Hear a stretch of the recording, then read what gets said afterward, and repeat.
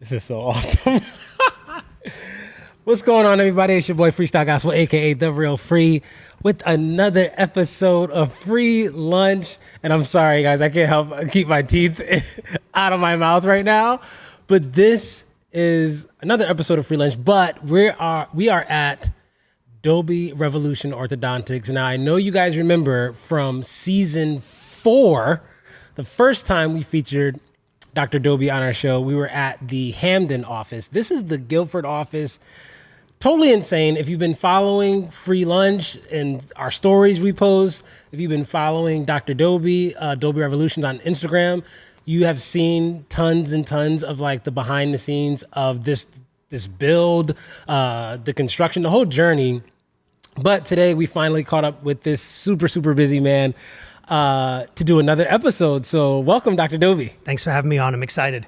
This is literally like over the top. And I know when we were at Hamden, you thought that was over the top.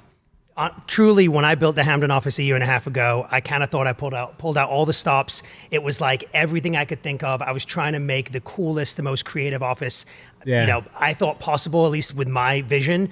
And then it was such an amazing experience that everybody loves it, parents, kids.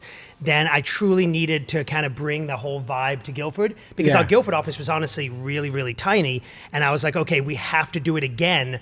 And then I don't really even know where this happened, but it spiraled into out of control. It's like I joke that it's Hamden 2.0, but it might even be Hamden like 5.0. It's another level, and it's awesome. It's totally another level. I show my when we were setting up for today's podcast, I was FaceTiming my wife, and she was seeing a little bit of the space here. Sure.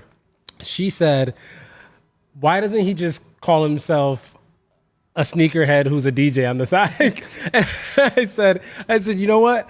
It really feels like, someone who really just grew up loving shoes, loving music, culture, and you just decided to take all of that with you. And like many of our, youth or college students who are, entering their first year this semester, the fall, like how they're like, getting ready to figure out what they want to do with their life, they're choosing. Like that's what's making sort of like that really difficult for a lot of young people right now is that they're choosing to, the thing that they love, that they grew up having a passion for, and saying, hey, well, when it comes to my adult life and like my future and making money, I have to make a choice. I have to choose between the two of them. And you found a way to like just break and shatter that myth all to pieces. Yeah, and honestly, I don't even know how that came about. I mean, it literally, to me, work and play for so many people really is, as you're saying, it's two totally separate things. Yeah, they have and it's to almost choose. like you love what you do on the weekend, and then maybe when it comes to Monday morning, it's a little bit, if you want to call it, back to the grind. And I'm truly lucky that my fun and everything that I'm passionate about, I get to enjoy it at 8 a.m. on a Monday morning. It is like, I walk in here and I'm just like, it's like I built a dream playground for me. But then what's awesome is just, it really speaks to kids and teenagers and parents. So it's not only just like my dream coming true, but it's getting to have everybody kind of be along the journey with me. And then it's just a fun experience for them.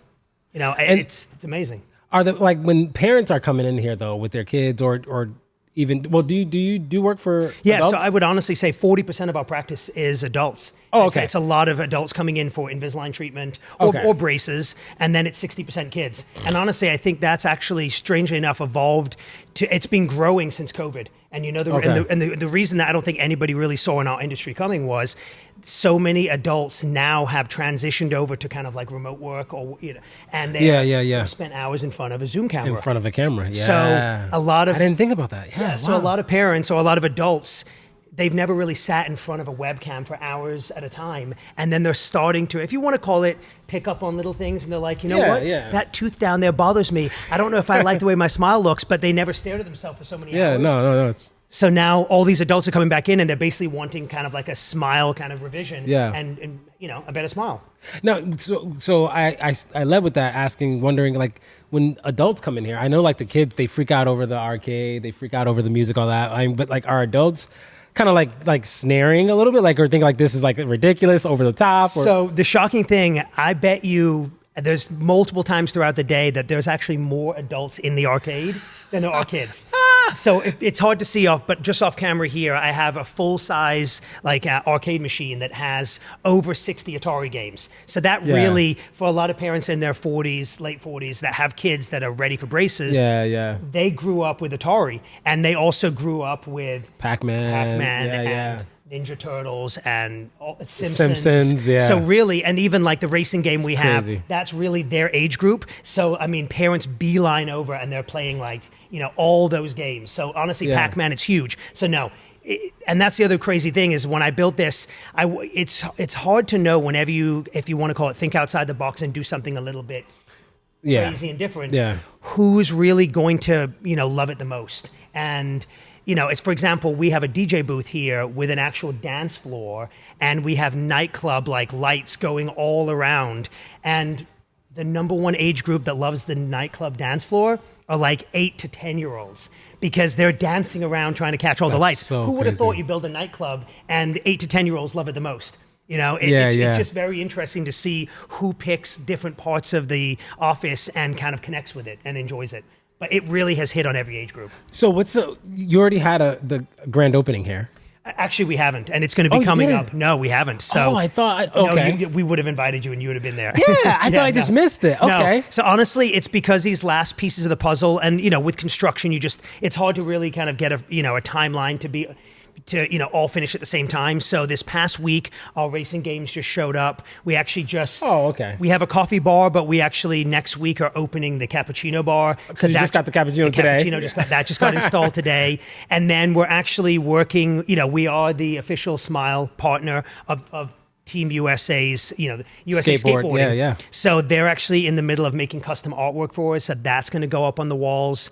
I'm working with a really cool, I want to keep it a little under wraps, but I'm cool working. We're going to do a whole tour and show it off, but a really, really cool guy that works for Nike and does photography. So he actually does all this really cool, he basically gets behind the scenes with my favorite sneakers and then swirls all this really cool lights and then opens the camera lens for a long time and blurs it all in. So we're going to get that blown up and hanging on the wall. So as soon as all that comes together, I would say maybe October time, we're going to have our grand opening.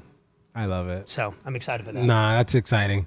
So, now that there hasn't been a grand opening yet, when the grand opening occurs, what are some of the things that, you guys plan on have going on for people to look forward to? Besides it being open for business. Okay, so we're definitely gonna have a live DJ. We might even have a secret extra DJ come in and do a little guest set. We're obviously gonna have food trucks with food. Dance battle. Yep, of course. We're definitely gonna raffle off sneakers like we did last time. Yes. Tons of things, foods, drinks. Basically, just have a party for the entire afternoon and just have everybody have a good time. So what are we wearing today? I brought my Superman Reebok pumps, which I think if you lean back, I have on display. Yes, I know you have those on display. So actually, they're in the background. And what do you have? These are you have to lift them up so we catch it in the camera. So these are the 2012 Jordan 6s, but specifically for the earlier Olympics. Release. An earlier release. So they released them once in 2000 for the Sydney Olympic Games. Yep. I had those, and I wore those so much and then gifted them to my brother. Then I got the 2012 London release for the Olympic Games. And then about 3 weeks ago, I picked up the same one, but the latest 2024 Paris release. Re-released, yeah. And honestly, little details, not much has changed. Actually, the laces are a lot better in the 2024 release. Yeah. But yeah, it's one of my, Jordan 6s are one of my favorite sneakers of all time.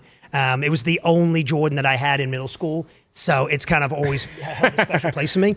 So yeah, I love Jordan. So I think we talked about it on the first episode that you were on the show. You mentioned your brother. How many other siblings do you have? Do you just have one? So basically I have one brother that's 14 years younger than me. Okay. But then from my dad's first marriage, I have 2 half sisters. Okay. But they're actually in their late 60s. So they're much older than you. They are much older. So they're, if you want to call it, they are. So you kind of had an only child.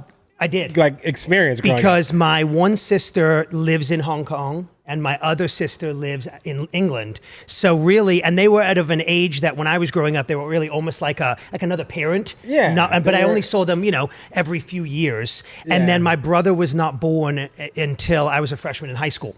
So really, he was kind of a baby, and then when he was like 3.5, I went and left to go off to college. So it really was an only child upbringing. Yeah. Okay.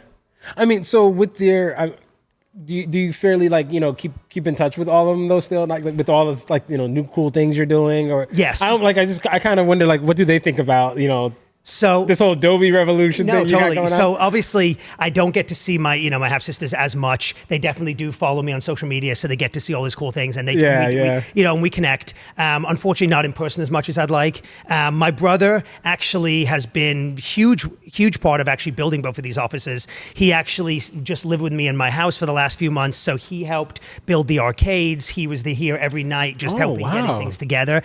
And then this is the younger brother. This is my younger brother. Okay. Who's 14 years younger. And then even when I opened Hamden, we kind of tied it that the 3 weeks before we opened was over like kind of the December break. So he actually flew up and stayed with me for 3 weeks then. So he also helped organize everything in the Hamden office. He helped build all the arcades in the Hamden. So really, he's really helped me get both offices going. So that's a really cool kind of way that we've got to connect again. He's huge into sneakers because I am. So it's great that he's been a part of that journey.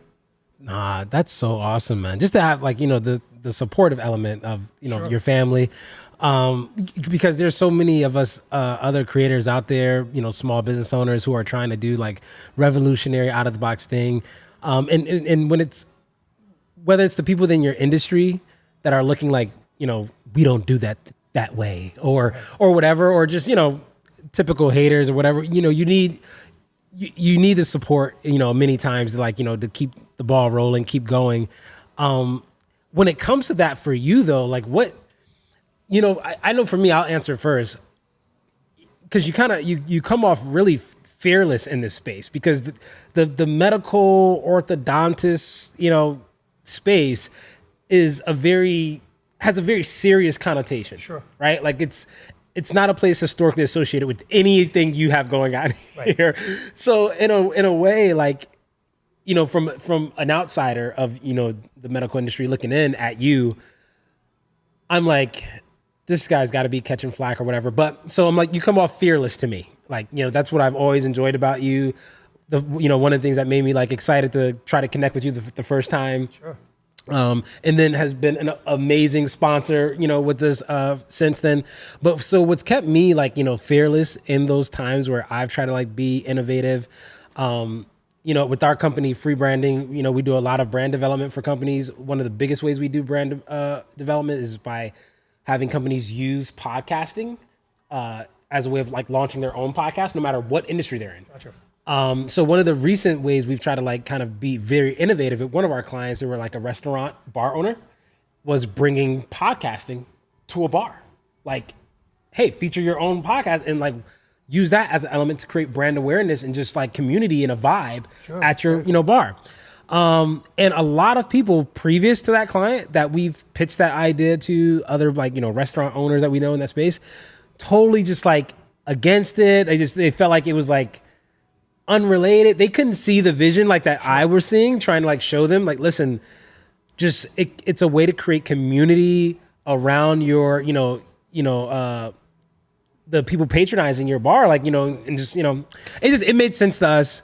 But what's really cool about how we've drawn sort of that fearless nature from doing things that are innovative is this idea that it's always weird, it's always crazy, it's always like gonna fail until someone's bold enough to do it, and then it works and it's successful.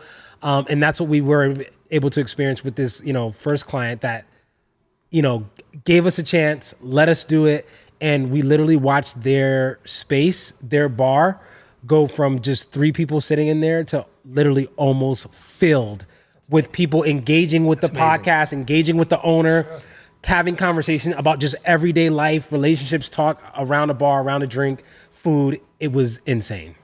Where are you drawing your fearlessness from?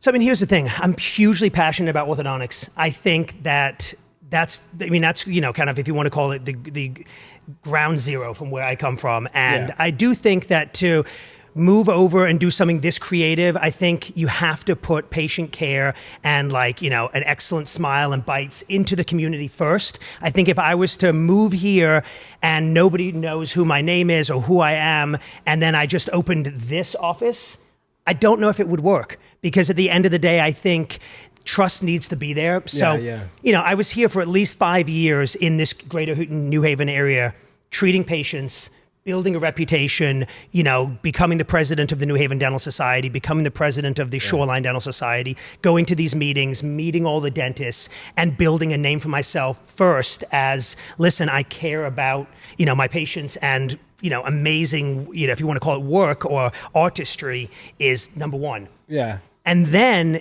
I started to just get creative with it, because at the end of the day, if people in the neighborhood know that, you know, that's what you're about first, then I think you then build that trust. And then it was a little organic, honestly, because I didn't, again, leap to suddenly doing crazy things. It was, I just started wearing a pair of, honestly, it started with a pair of Yeezys. I started wearing a pair of Yeezys, and everything's changed, with dress slacks, a dress shirt, and a tie. And it was crazy. I used to wear dress shoes. Nobody, of course, said anything cool about a pair of dress shoes. And then as soon as I put on a pair of Yeezys, and this was like, you know, 2000, maybe 16, 17, I got this amazing response, and kids were like, oh my goodness, look at your sneakers. So then I went outside that box, and then I started wearing like different Nikes and different, and then again, all the, you know, and then parents started saying, oh my goodness, like my kid is gonna wear his coolest sneakers to show Dr. Dobie at the next, you know, the next visit. So then it got to the point where like dad would come in and be like, do you know how long it took Johnny to get ready this morning? He would, you know, we might have even talked about this in the first podcast, but he would say like, he took like, Dad, do you think I should wear this sneaker, or do you think I should wear this sneaker? Yeah. And it's like, I suddenly started to see another part of like, you know, the experience. Now, don't get me wrong. I think having a good personality, I think connecting with patients and, you know, and not always having this super separated doctor and patient kind of, if you want to call it, relationship, I think you need to break down those barriers. And why? Because at the end of the day, a lot of kids are nervous, okay? And a lot of adults are nervous. Yeah. So at the end of the day, if everything is so professional, then you get this, what we call white coat syndrome. And what that is when you're about to go to the, you know, even just going to a doctor, who's had this? You sit down, they start getting out the blood pressure cuff, and immediately your blood pressure goes up. And because you know they're going to measure your blood pressure, and you can suddenly start feeling your heart pounding. And then it's like, now you think to yourself, well, that blood pressure is not even going to be my normal blood pressure. Exactly. I'm nervous. So then, of course, they take a look at it, and they're like, I mean, it's kind of high. And then you start freaking, and you're like, well, it's not normally like that. And again, it just snowballs. So that same thing comes over into my industry, where like, you know, kids are nervous to go to the dentist. Maybe they've had a tooth pulled that like was really painful for a week after. For whatever reason, they don't necessarily, you know, they don't think hand in hand going to see the dentist or orthodontist is going to be fun. So now this whole sneakers thing started happening, where kids are now like excited to show me their sneakers. So again, it started to flip the script. And then I just, you know, and then COVID happened. Honestly, I went into scrubs, and then that just kind of tied into just wearing cooler sneakers, because it's just more of a relaxed feel.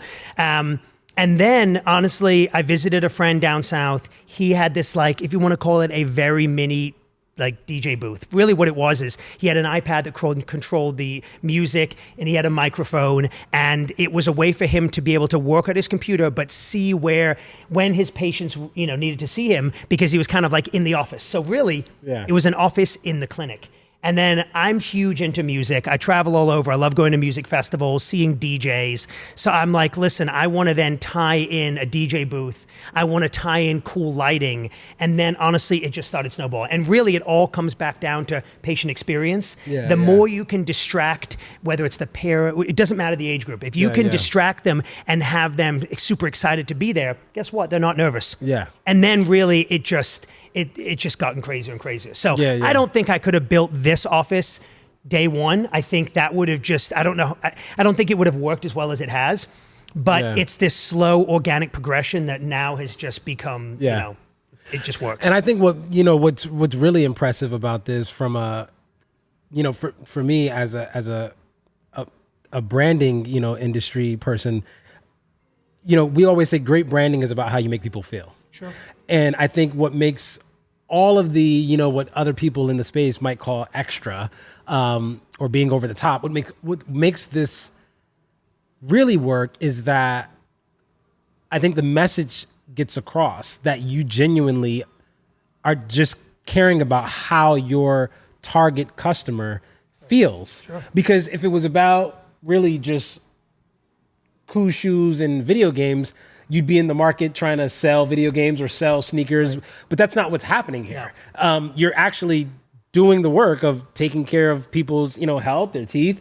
And this is the backdrop. Right. And it's a way to segue and kind of build a bridge between them and you, where I can be my most relaxed, comfortable self, which then allows you to be most equipped and in position to help me because my nerves are not getting in your way while you do your job. Because honestly, one of the hardest things, and it's nobody tries to do it on purpose, but when a kid's super nervous and whether or not they're just upset or they're crying or they don't want to look, at the end of the day, I don't get to do my job properly. So I'm like trying to take a look and they're trying to fight. They don't want, and so like that's a lose-lose for everybody involved. Everybody loses. Then they leave, they're stressed, they go home, and then they think about that they had an uncomfortable and a miserable experience. Yeah. So then in their brain, they're thinking, I hope I don't have to go back. And then of course they do. That is so real. Like I literally, when I first saw your first office, my wife, who had a traumatic experience when she was a kid at the dentist, she needs, especially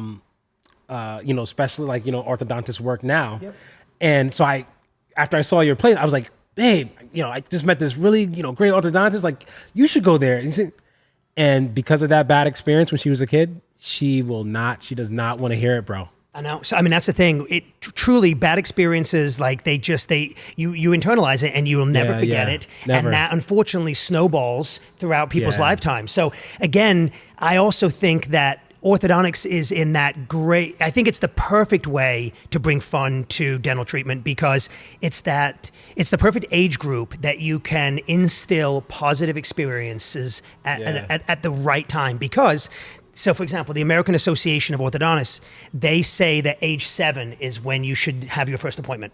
And really, very often we're not doing treatment at that age, but it's making sure that nothing, nothing, if you want to call it really bad, is happening. And if something does need to be done, then we can intervene at an early and correct time. Yeah. But it's also that perfect time to have that fun experience from 7 years old. Mm-hmm. And then that means when they're ready for braces at 12, they're like, I love that place. And then when they're ready to get like fillings done, if they need to in high school, or a crown done in their 20s, we captured them at the earliest age and just set that like snowball rolling of like, no, going to the dentist is fun. Like it doesn't have to be scary. And then we can try to avoid having adults out there avoiding treatment because guess what? They're like, oh my goodness, I'll go see an orthodontist. I had a blast, when I was 7 years old. So it's cool. Nah, that works. So, another one of the cool things that happened between the not last season. Wow, it's been like 4 seasons since you first came on the show. So between then and now, you mentioned getting the partnership with the skateboard team, like Team USA. What are some of because like you said, when you first had Hamden and that was complete, you really thought that was like the pinnacle, correct? Right? Yeah. And then now, fast forward, you have Guilford. And now, you know what? Whether you think so, I think this is the pinnacle. Do you have beyond this other things that are like tinkering like in your brain to like even take it up a notch? And like not even just, aesthetically, like what an office looks like, but just even your ideas when it comes to how you build bridges with your community authentically. Like, are there ideas ways in which you still have yet to attempt, but are ideas where you want to connect more with your patients, your community? So I built Hamden. It's great. I love it. Aesthetically, it has, a lot of similar things to this office. But the one really, I think, unique aspect of the Guilford location is Hamden is about maybe 4,200 square feet, 43, which even for orthodontic offices, it's pretty big. But Guilford is 6,600 square feet. So it's over 2,000 square feet bigger, which do you necessarily need to have an office that big? No. By no means. And in fact, if you want to call it the haters out there, there will be plenty of people out there that say that's you don't need that. It's way out of control. That's absolutely ridiculous. In fact, I was reading because I'm in lots of Facebook groups and everybody's talking, and when people are designing offices, they're they'll work with an architect, they'll come up with a floor plan, and they will then post the floor plan for everybody else to take a look and give their feedback. And honestly, don't get me wrong, tons of the feedback is great because it's like, you know what, you're waiting, you have 8 chairs in your main bay, but your waiting room is too small. How are you going to possibly have enough room for all the parents to sit there? You know what, you need to make your doctor's office smaller. Or for example, you need to, great feedback. But one interesting feedback that I see fairly routinely is, and it makes sense from if you want to call it square footage and saving money on rent perspective, is Correct. If you can minimize the amount of hallways in your office, then if you want to call it a hallway is wasted square footage. So I saw one doctor critiquing an office, and they're like, you should design your office around having almost no hallways if possible. And if you were to take a tour of this office, we don't just have hallways, we have like 8 foot to 10 foot wide, foyers. I mean, you could like land an aircraft in my hallway. So if you were to critique my office, you would say it is a ridiculous waste and not useful. Yeah. It's not useful space. Yeah. Like, what are you doing? Well, I think what I built, instead of it just being an office, it's really a future event space. So what I would like to do is work with local like charities and foundations and host events here. So it doesn't just have to be, don't get me wrong, I hear it all the time. Yeah. Parents come in and they're like, are you serious? They look around and they're like, you have to have birthday parties, you have to have bar mitzvahs, you have to rent this place out. I don't want it to be a side hustle. I'm not trying to make money out of renting it out. But it's a perfect place because there is nowhere in the Guilford community that is as big as this, as fun as this. And, like if you walk into the bathrooms, it looks like a gym bathroom. I mean, it's huge. But again, it's great because if you go into most dental office or orthodontic offices, you have a bathroom that, it's like one at a time. Which if I was to hold a cool fundraiser here to raise money for things in the community, you can't have 200 people here and have one bathroom. But I don't. I have 7, so it's there's room here for it to just work. This is crazy. So do you want to call it wasted space? Sure, but I just call it, let's be creative and build an office that you can actually then give back to the community and then have fundraisers here. So, I think it's just going to keep snowballing and be, it's really like a function space, which I think is different. I don't think people are really building ortho offices and then using it for different functions. And I could totally see that here with this space, with the extra square footage you have. I mean, if you go down these stairs behind us. We have our own lobby downstairs and everything. Okay, so that's more or less the waiting or reception space. Because we have kind of 2 entrances. We have a back entrance and then a front entrance. But all the actual work on people's teeth is up here. Yep. Okay. And then how many chairs or booths? So if you want to call it, we have 8 chairs in the main bay. We have 2 consultation rooms, and then we have a treatment plan presentation room, if you want to call it, or like a financial room where we can discuss privately, contracts and things like that. But I've also, again, been trying to think outside the box as to, okay, so could this space, if you want to call it, get bigger from a professional use space? And it could, because we have this huge dance floor in front of the DJ booth. So what you can do is I could literally put another 3 chairs there, which are easily kind of removable. So we do things like retainer checks. We do recall visits, which is basically, it's a quick visit. A kid comes in, maybe they're 10 years old. I'm just checking on, are they losing their baby teeth at the right time? We don't necessarily need to have a professional dental chair for that to happen. So we have 8, but it could really easily be 11. We have the 2 consult rooms, but that one over, the one off of the waiting room could even become a 3rd one. So, as we grow in the future, if we were to end up having more doctors working here and seeing more patients, we really could increase, by more chairs without having to do construction. And how many doctors are working here too? So really right now, at one time, there's only one doctor here at a time. Dr. Rollins, who him and I have been working together for the last, I want to say 8 years, 9 years maybe. He's going to be retiring in the near future. So it really will be just kind of me here, but we'll see where that goes. I think I'm going to enjoy having, if you want to call it, control of, patient care and not bringing in another doctor just yet. So I think it will just be me for the foreseeable future, but we'll see where things go.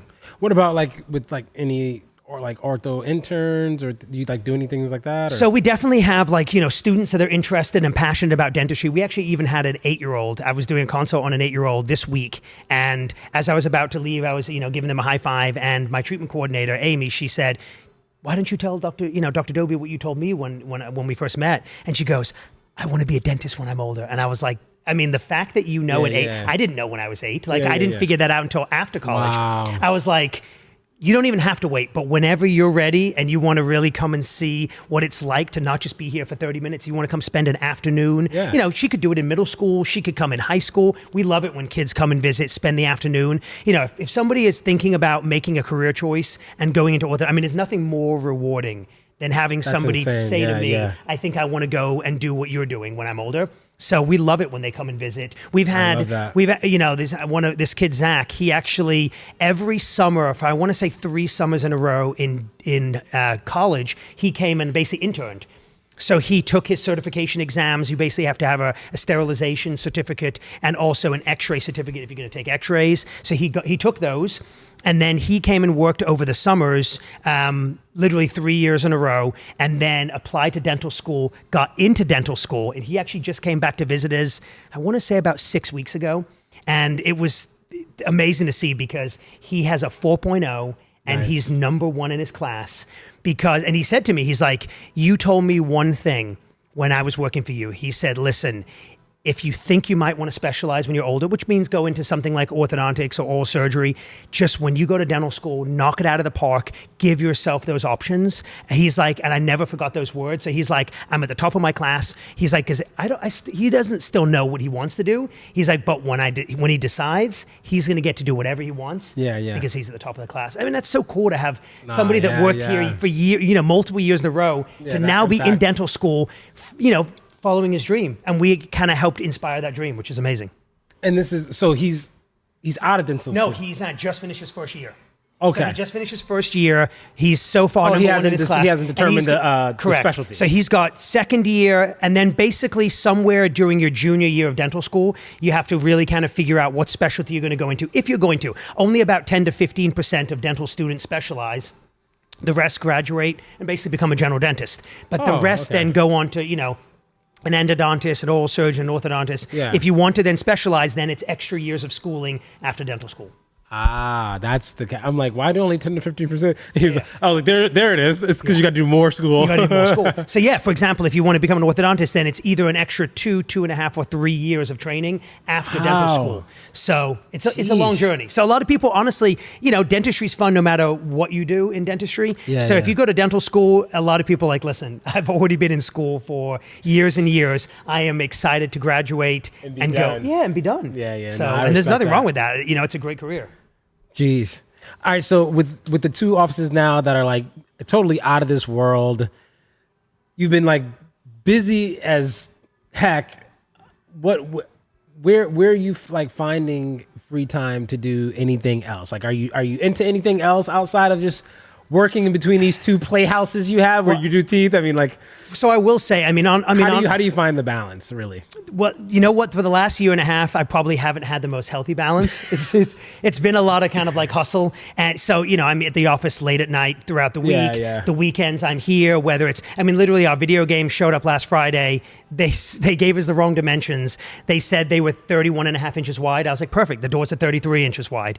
They showed up, they were 45 inches wide. And it's like, so, I spent the race games. So it took 5 hours to completely take them apart, put them back together, bring them inside, put them back together again. God. Again, it's things you don't expect. So I've been hustling a lot, but the nice thing is I will say the offices are open Monday through Thursday. So I am free Friday, Saturdays, and Sundays. Obviously, as long as I'm not like in the office, kind of helping getting things going. So I try to get, travel a little bit on weekends. I actually just went to Florida with my girlfriend and another couple from Houston that we know. They're actually expecting their first baby coming. So it was their last weekend to kind of have, if you want to call it, a couples trip. So we just went to Clearwater, relaxed for 3 days, enjoyed the beach, just kind of, if you want to call it, checked out a little bit, not have to kind of think about work. So it was 3 days of relaxation, sitting at the beach, going out to some nice dinners and just kind of relaxing. So I love it. Weekend travel is great for me to kind of, detach. Gotta find that. You know what? you got to find the time to detach. But I like that you said, or you were very forthcoming with admitting that, it hasn't been the most healthy balance. But I don't think that's always, that has a bad connotation. But I think when it comes to balance, the way I've, just been, this will be my 3rd year in full entrepreneurship, running the studio. And I think it's not until this year where I really, it's a few small business podcasts that I watch, entrepreneur podcasts I watch. One of them said, something to the effect of the balance that we're all looking to pursue has to be, it's an earned balance. It is. Right? Like, so really early on, when you're like at the beginning of building something grand or something new, innovative, it's a lot of times it's lopsided. Right. Like, because you're doing all of that groundwork, like you're digging. It's like how I found out, years back when someone was explaining to me in another, motivational speech or whatever about how a house is built. Before you build up, you build down. Right. And to get the foundation. Sure. Like, so it looks like you're lopsided. It looks like you're going in the wrong direction. Like you're not getting, you should be getting this amount of sleep. You should be getting this. And it's like, yeah, it looks like I'm, out of whack, or it's, I'm not balanced, but it's like you're looking for the best foundation, the best springboard, getting everything in place so that one day you could obtain the balance everyone's trying to have now. And I think for me, it's the balance. It's like for some, they're putting the cart before the horse. Yep. It's like you're trying to start and launch a new business, launch a new idea, but keep this balance at the same time. And it's like, that's not how it works. It isn't. And also, I also think I think I'm lucky in the fact that I also love what I'm doing when I hustle.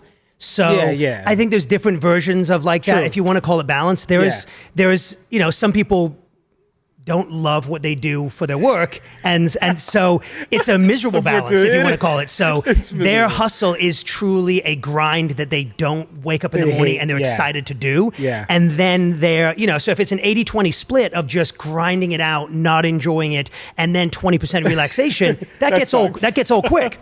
But like my hustle, I might not, if you want to call it, get the technical number of hours of sleep that they say you should get. Yeah. But when I'm grinding it out and building the offices and doing it, I love every minute of it. Yeah. So I really do love my hustle and I love my relaxation. So I think that also helps make it an easier, if you want to call it, work-life balance, when I love my work as much as I love my relaxation. Yeah. I mean, you end up, finding the moment where you eventually come to a place where you've, earned the balance or, earned your leisure time. But, not burning the midnight oil all the time is going to be nice. Yeah. No, totally. But I think, I really appreciate that in this season for me. Just again, as a small business owner, it's fun just like you when I'm doing the grind because it's a field that I'm into. I enjoy it. Sure. On top of that, like I'm still in grad school.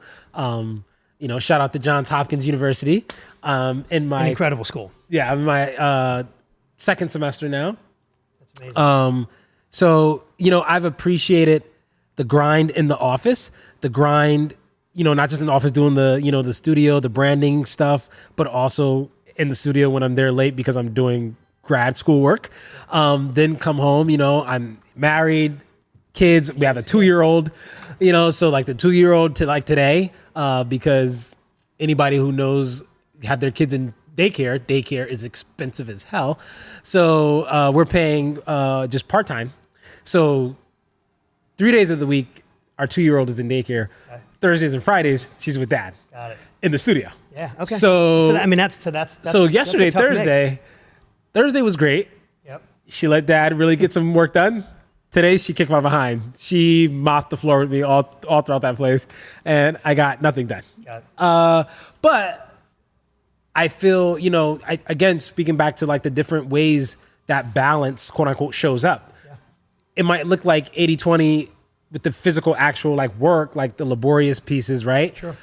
But I have the balance of being a full-time entrepreneur. I make my own schedule and I get to have my 2-year-old with me at work. Which a lot of people don't get that like luxury. Like that's amazing. And because you could consider today, if you want to call it maybe productivity wise, a little wasted, but at the same time, you're never going to get those years back and that time back with your kid. No. So like, and I mean, I personally, you know, I see kids all day long. I don't have a, you know, I don't have children of my own yet. But I know a lot of parents say, you know, kids grow up quickly. So before you know it, they're suddenly like in high school, they're going off to college, and you're going to look back and it's like those like times when, you know, they were dragging you around the studio and you were just having fun with them and you maybe weren't getting your work done. It was fun times and you're not going to forget those memories. Yeah.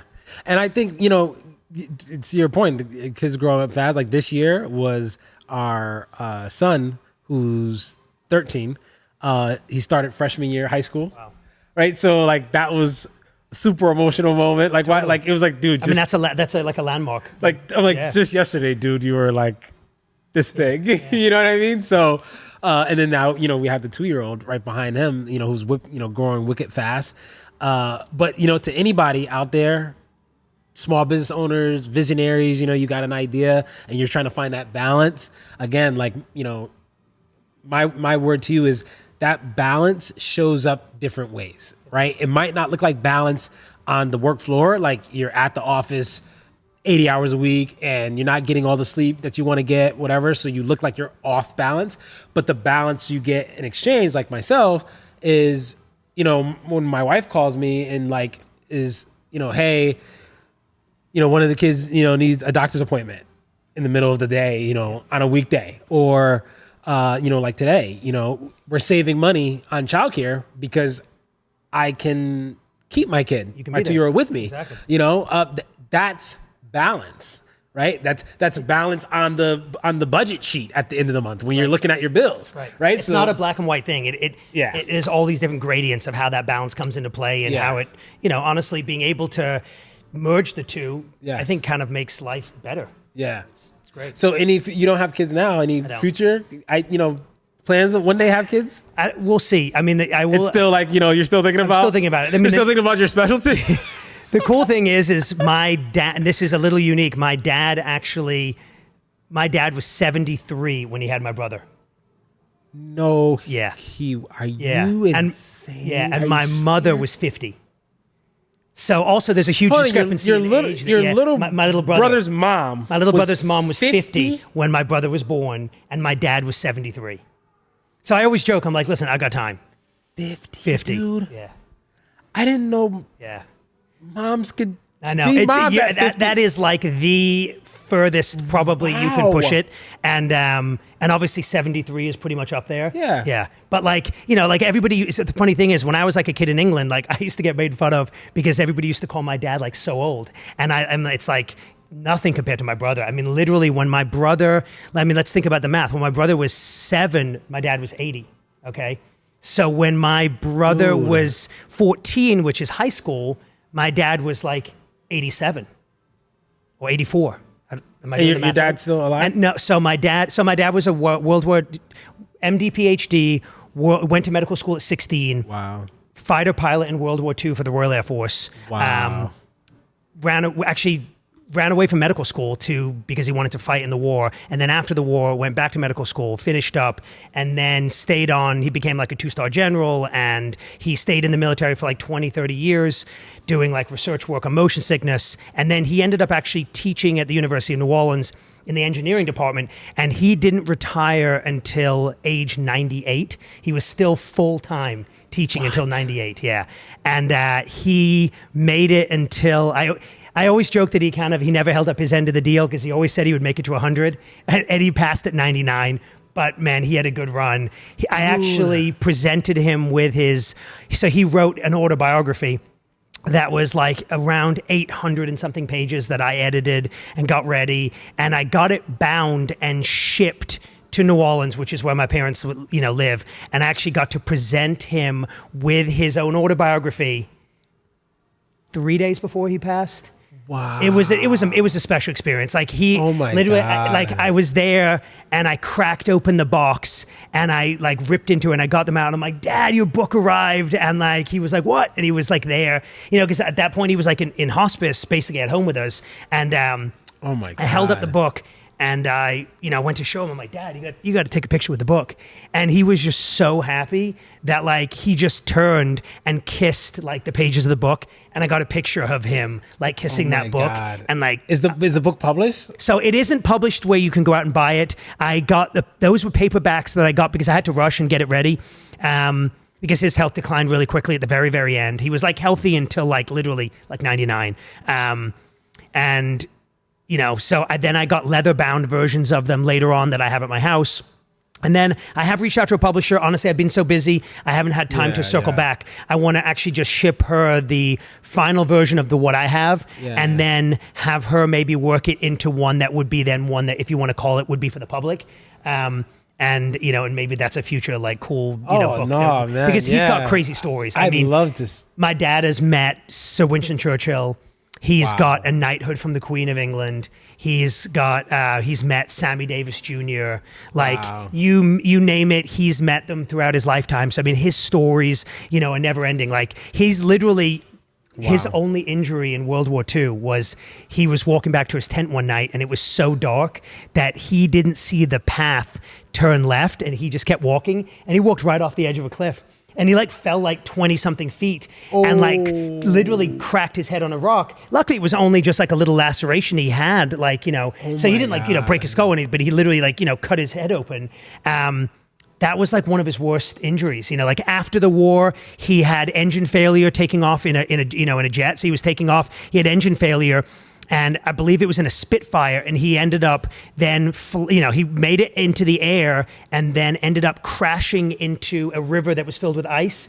And literally, it's one of the only reported crashes where the way the engine was, the plane was built is usually if you have a head-on impact, the engine just flies forward and crushes whoever the pilot is. And he didn't have time to eject because he barely made it into the air. And for some reason, the engine didn't come flying forward. And all he did was, cut open his leg really badly and there was like a tendon hanging out. But that was it. That was like, again, he's like never been in hospital his whole life. Like I don't want to get onto a tangent, but like one of his only scares in life was he went to the dentist of all things. Of all things. So we'll circle back and of all things to get a filling done. And he sat down in the chair, and who knows whether it was white coat syndrome, so we're going to tie it back to that.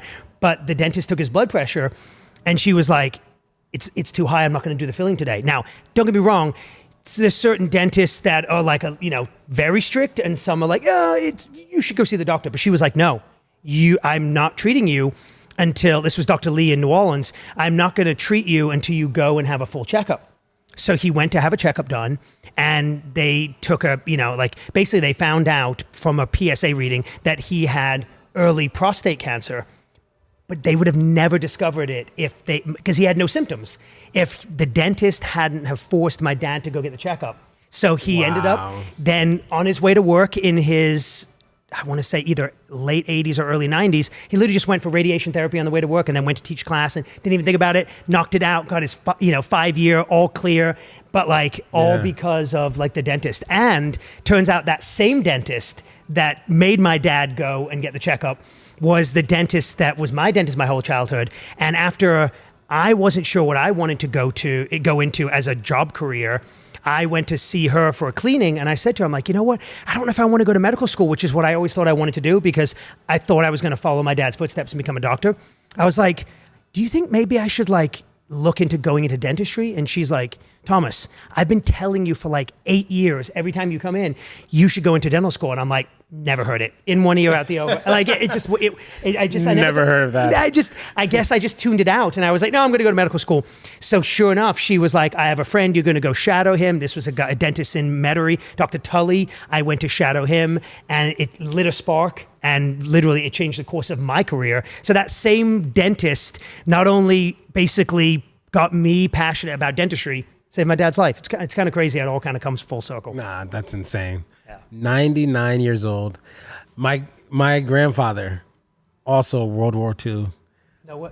Really? He made it to 99. Are you serious? Yeah. No way. In passing. That is wild. Yeah. And he, worked at Yale in the ER, worked for years.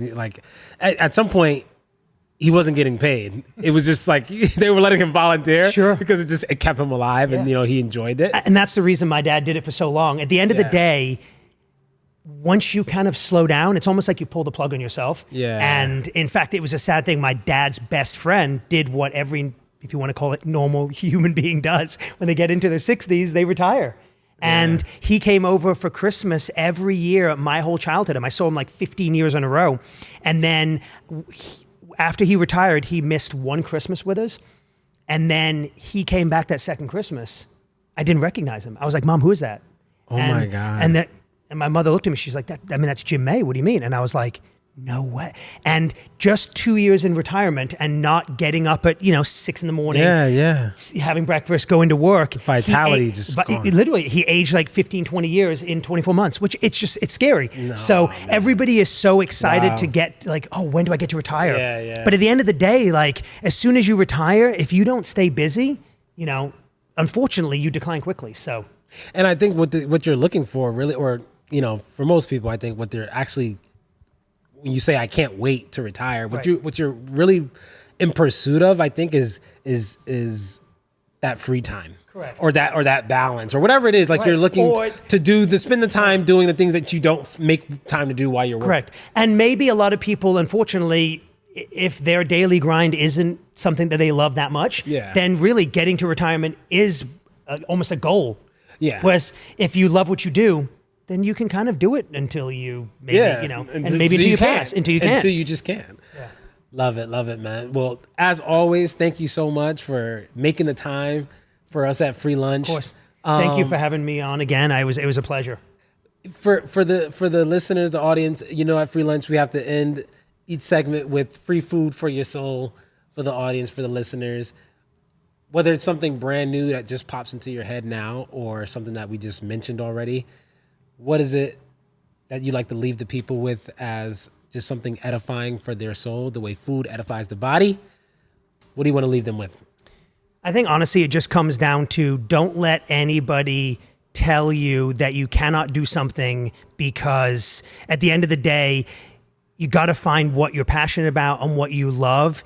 And even if it hasn't been done before, if you try hard enough and you work at it hard enough, you can take what you're passionate about and carve it into a new. It might even be a new career that doesn't even exist. I think the standard, just go to school, get a college degree, and get a job, like if you want to call it pathway, is totally changing today. There's people out there that, whether it's influencers, whatever it is, you can go out there and do what you love, and if you try hard enough and you work hard enough, you can also make it what brings home, it's what pays the bills. Yeah. So if you love something enough, don't forget the haters. Just go after it, and you know what? Life's too short. Love what you do. What do you have to tell the people about managing fear? What do you say to that?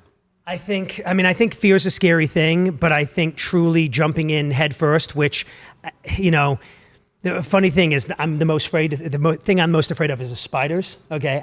I'm terrified of them. Like, I'm not, like, for years and years and years, I couldn't even kill like a spider that's this big. But the funny thing, over the last couple of years, my girlfriend will literally catch me on my phone on Instagram, and she's like, why are you watching tarantula videos when you hate spiders? And it's like, you know what? I don't know. It's like, I feel like if I can just force myself to watch it, now I'll go and I'll start to kill a spider. Whereas before I would run like I was a little kid, screaming the other direction. But again, if you just honestly face your fears, you can get past them. Hey, well, you heard the man. Let them know where they can find you on IG. So Dobie, so I tried to make it all easy. It's Dobie Revolution is our Instagram. It's our Facebook. It's our website. Everywhere. It's everywhere. And we actually just launched our own video game recently. It's called Skate Revolution. So you can check it out at dobierevolution.com. It's a whole skateboarding video game of me and my scrubs. And you basically got to jump and catch as many sneakers as you can. Insane. But you got to dodge the popcorn, because you know why? Popcorn's bad for braces. Popcorn's bad for braces. Love it, man. It's free lunch. Free food for your soul, guys. Over and out. Thanks a lot. Peace. That was awesome.